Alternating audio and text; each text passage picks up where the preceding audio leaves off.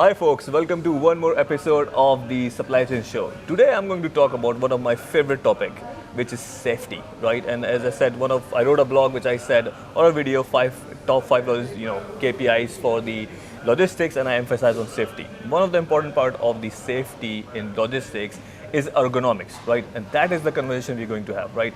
How we can protect our people in the warehouse, how we can look after their health and safety. That is the topic. And for that, I have a very important guest here. I have Nagham Hadi. She is a CEO of Ajyad. Nagham, how are you? Good to see you. Hi, good to see you. So please introduce yourself. So it's very good to see you first of all. Yeah. My name is Nagham Hadi. I'm the founder and CEO of Ajyad company.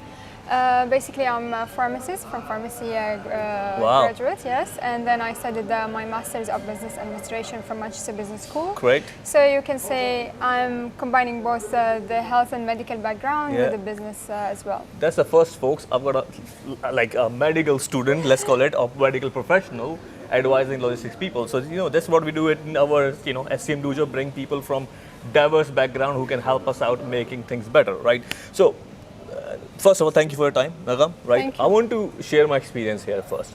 So when I was a supply chain manager in UK or even here in Middle East as well, and while we working in the warehousing people are doing repetitive tasks. They have to go, pick, pack, they have to keep going down, keep bending up, they have to pick the let's call it heavy boxes. Despite we provide them a lifting equipment, we provide them wherever they don't have to pick, but still people have to pick parts, right? And most importantly, the repetition of that. Okay. And one of the most common problem I've seen is the days away case rate. So basically people get ill, they get basically back pain or knee pain, common problems, and they go off for work, right? And we used to call it KPI called a days away case rate. That means how long you're off, and generally it used to be 2 months, 3 months. If somebody goes off, it's 2 months, 3 months. So it's costing money for the business, it's costing money for the government in UK case. It's just not good for them in general anyway, right? So you are in that business. How you see that problem? Because you work in Middle East as well and you have a global experience. So expand on that problem for us, please. So health and safety has been one of the priorities. For me, it is out of passion for people. The health and safety, the more healthier people you have in your company, the better the productivity they have, the better the efficiency. It depends from market to another. Some markets in some countries, they are focusing more on the health and safety, and in other countries, they're not very much. Here, thankfully, we are in UAE, and workers, they are number one, people, they are number one here in the country. And let's talk about the problem in general. Last week I was in an auto mechanical exhibition and I was speaking about the health and safety. Wow. As per statistics, 80% of workers, they believe that PPE or the personal protective equipment, they are extremely important for them. Yeah. However, only 50% they are using it. So why is that? Basically, there is not a lot of awareness about the importance and how critical it is to be healthy and to be safe at work. So the less awareness, the less education that they are given, the more that they ignore the personal protective equipment. Right. Talking about musculoskeletal disorders, it contributes to 1/3 of all type of cost compensation in each and every industry. Wow. This is global statistics. Wow. Yes. And can you put like a dollar value to that? Look, as I told you, it's different from market to another, from country to another, but basically there is direct and indirect cost due to that. Yeah. So as you said, there is the absenteeism, there is the turnover of workers, there is the sick leave days that the government is paying, the employers are paying. Yeah. And more importantly, even the employees themselves, today they had lower back pain, for example, musculoskeletal disorders. Another time, whenever it is more recurrent, more frequently, you reach to a time that is irreversible. Wow. Okay. And at that time, as per statistics, within the coming 5 years for those workers, they have less income. True. Okay. True. Yeah. And it also, as per statistics, 38% more sick leave days it will be due to musculoskeletal disorders if we are comparing it into any other type of injuries. Wow. What is the direct and indirect cost? There is the medical, the legal, the insurance, the sick leave, the worker engagement, the work-life balance.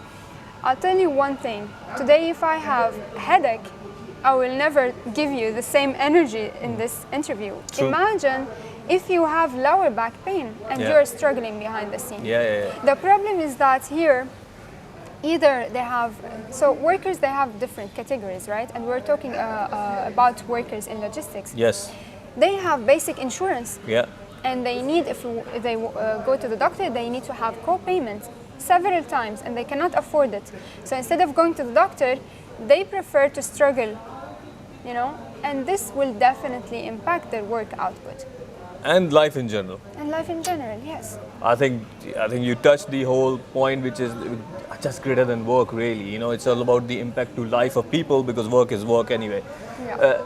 So let's share some, let's share some possible solutions, right? Because there's quite a bit of possible solutions. You are into a business anyway, you're running that business, and your aim is to help people improve their lives, right? So let's give us the overview of what are the possible solutions here.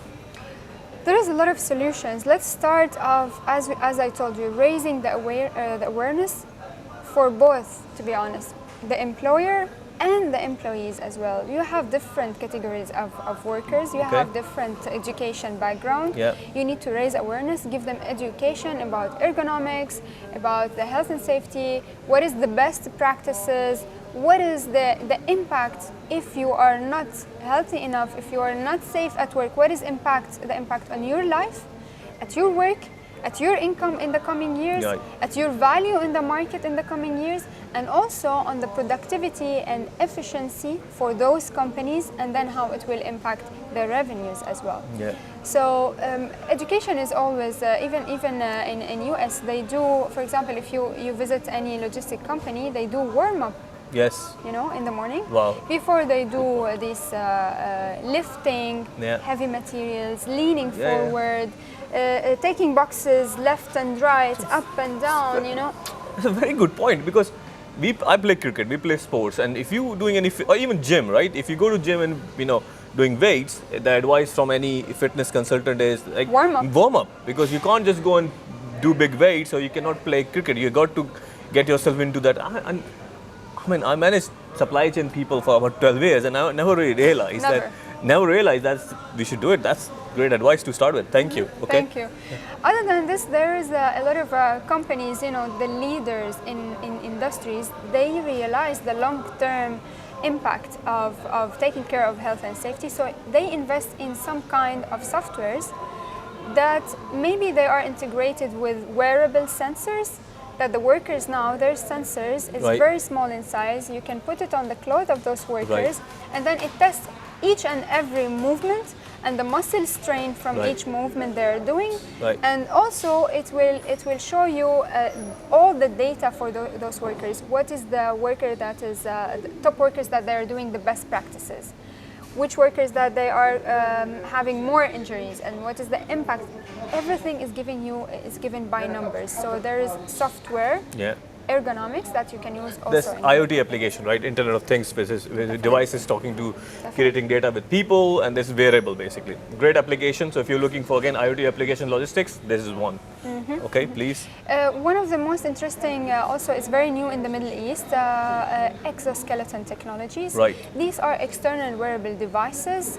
It's attached to the body like clothing, and there is different type of exoskeletons. There is the active, where there is engines and batteries, and there is passive, which is based on springs and elastic bands. Those exoskeletons, they are used by people working in logistics whenever they are carrying heavy weights. Not only this, even if they are not carrying heavy weights, as I told you, leaning forward, repetitive movements, for example, quality check whenever they're standing. So there is type of workers that they do quality check and scanning, and they keep standing for a shift between 8 and 12 hours. It depends on the company and what type of task specifically. So these exoskeletons, it addresses a different type of the body, part of the body. So there is some exoskeletons for over the head work. There's exoskeletons for the lower back pain. That is They use it and you click on and off where it is engaging, and it will be as if you have extra muscle on your back. Okay, so strengthen your pickup support. Okay, yes, okay. Exactly. There's also a chairless chair for people that they keep standing. Right. They cannot put a chair, so it's attached to the legs. I want one of them, yes. Yeah. And whenever you want to sit, you walk with that chair that is attached to your body. Whenever you want to sit, you can just sit. Oh, that's pretty good. So, how accessible? I mean, is this costly, or people? I mean, how the value proposition look like if people wants to reach out? That's your product, right? Yes. Okay. We work on. So basically, we are committed to augment the health and safety of workers, to augment their performance and endurance through industrial exoskeleton technologies, leading to productivity gains and work output performance enhancement, and also by reducing the musculoskeletal disorders. These are accessible, yes. As I told you, we have something for the lower back pain, we have the chairless chair, and we have something for over the head. We are one of the very few, we are almost us and another provider for those exoskeleton technologies, but they are not new in the European and the US market. It's been there for 4 or 5 years already. Cool. That's great. So you are the person to contact. So tell us about people. How can we reach you? We have LinkedIn page, and we have our website. It's @ajyadmedical.com. You can reach me there, and also with my Ajyad LinkedIn profile, you can drop me a message. Cool. That's perfectly fine. Guys, so you know where to find Nagham. You can basically, when I will be sharing this video, or I am sharing this video, if you're watching till now, then we will be tagging Nagham as well. So please contact her, follow her on LinkedIn and any other social media, or I think the website she mentioned just now. I hope you like what we're sharing, and I just want to say thank you for what you do. Thank you so much. Honestly, thank you. There's not many people who really make the purpose of their life to help others and making their work life. Because I'm very passionate about this topic, that okay, work is work. Of course, all of us wants to make money, but we want to make money and live happily with our family and enjoy our life, right? If you're doing a work which is affecting your life, then it's, in my view, it's not worth doing, right? And you are helping us out, improving the life, improving the work life, improving people's safety. So very impressed and inspired what you do. Thank you so much. Same here. Thank you so much. Thank you for what you do. And please, one message: we need people to take care. We need all companies to take care of their people, because they are the most important assets that they have, and this is what recognize the successful companies from this ones. Great message from Nagham. Really inspiring. I love the conversation here. Hopefully you like it as well. As always, if you like this video, like, share, subscribe. As I say, keep it simple and keep it real. Ciao. Take care. So if you like this video, don't forget to like, share, subscribe, and leave your comments below.